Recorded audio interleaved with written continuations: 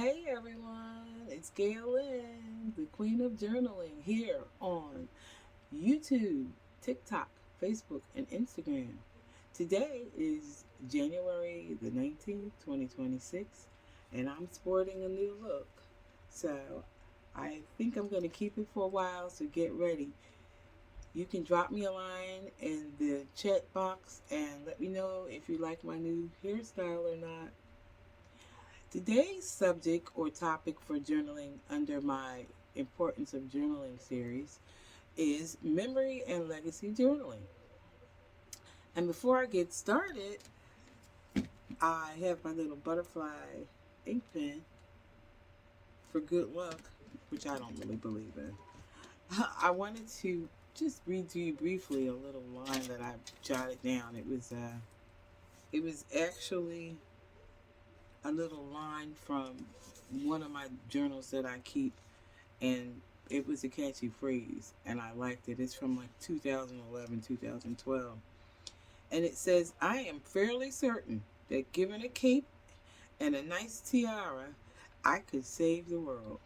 And I love that phrase. It was catchy to me because that's exactly who I am.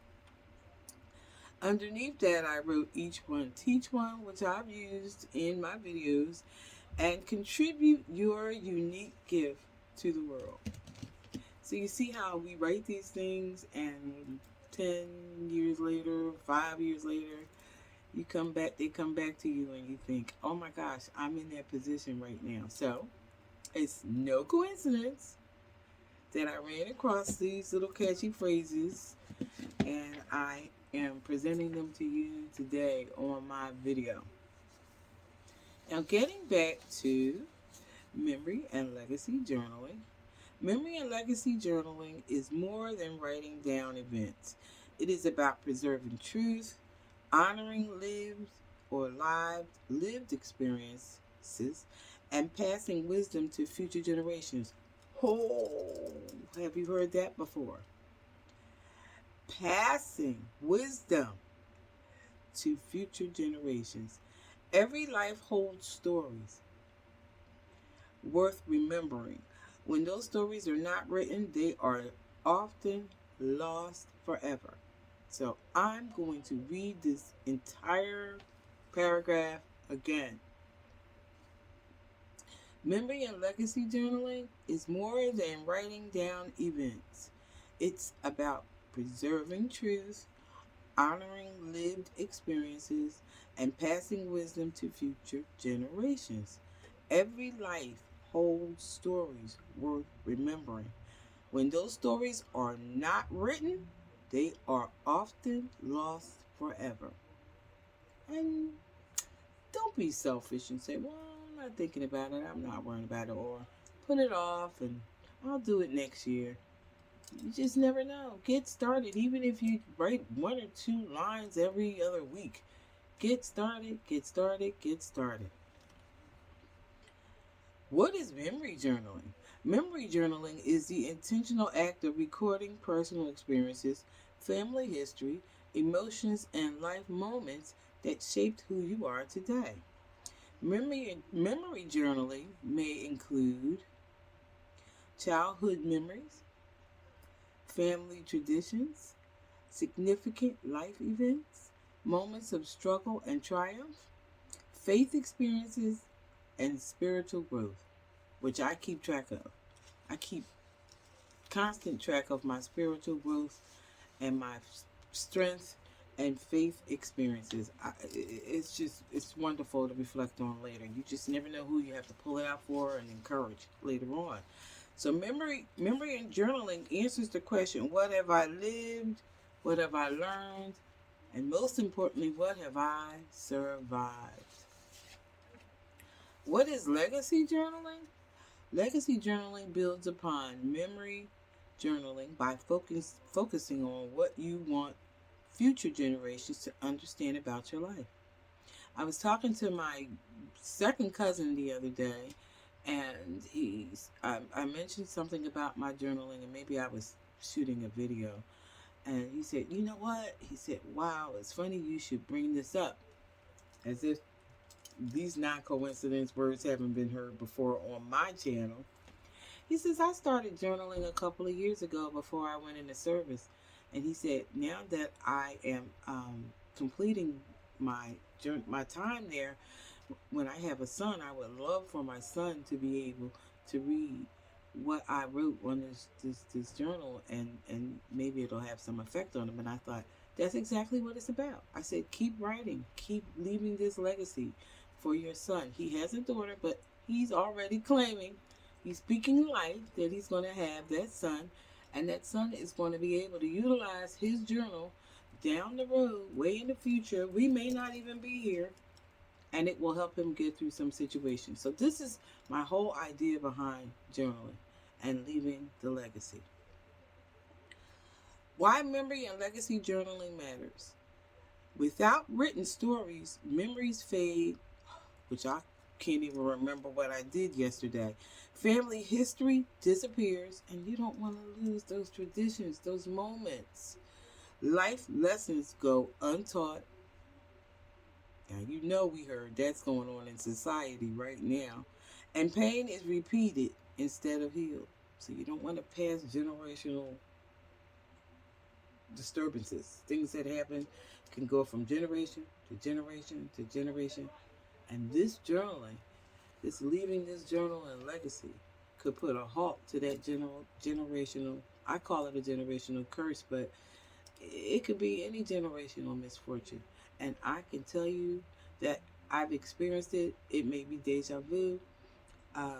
Sometimes I think, I told my son the other night, I think you're at the same point in your life that I was at around my 30s, and it's kind of scary because history can repeat itself.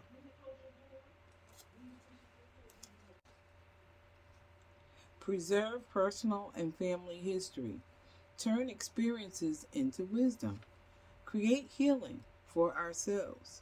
And leave a meaningful inheritance beyond material things. I always say I'm not interested in the material things. I don't get caught up in material things because you can't take them with you. So it's the little things that count. In closing, legacy journaling and memory journaling, or journaling in itself. What do I want my family to remember about me?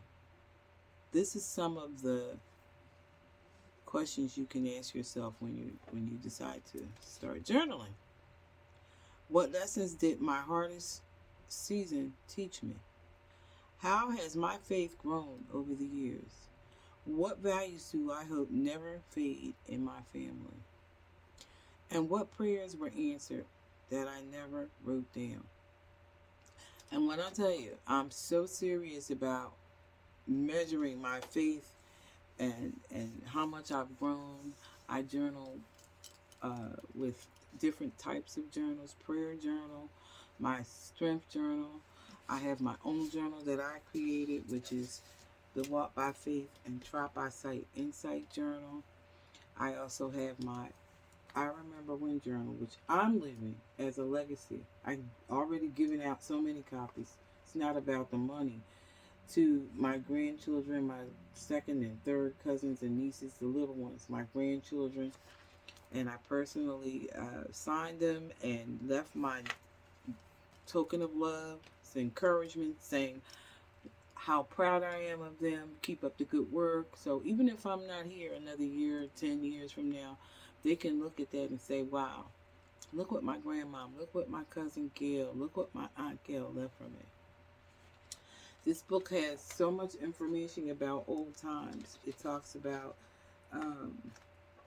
quilting and mason jars, the importance of quilting, and how each one of my grandmother's 12 or 15 grandchildren had their own quilt that she personally handmade. There's a secret behind quilting that the slaves used that helped them get to freedom. I have recipes in here. I have stories about cowboys and Indians, which I think is eventually going to just disappear. I don't know if my grandchildren know anything about cowboys and Indians. But I say all that to say, We want to leave a legacy for the next generation. And let me end by saying you do not need to be a writer to journal, which I've stated in previous videos. You do not need perfect words to leave a legacy. You only need honesty, reflection, and willingness. And I know we don't have time to do much. We're all hectic right now, but you just have to take a moment. If it's something you really want to do, you'll take that one moment to just jot down a catchy phrase. Your story matters. Your faith journey matters. And your legacy deserves to be written. So I hope you enjoyed this video today. If you did, please like, share, and subscribe. It doesn't cost anything. It's absolutely free. You get to hear my journaling series that will be continuing for the next couple of months.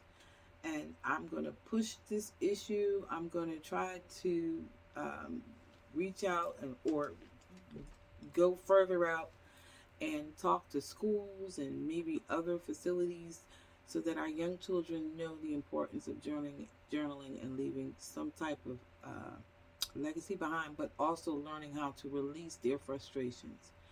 So thank you for watching my video. I will hopefully, prayerfully see you in the next one.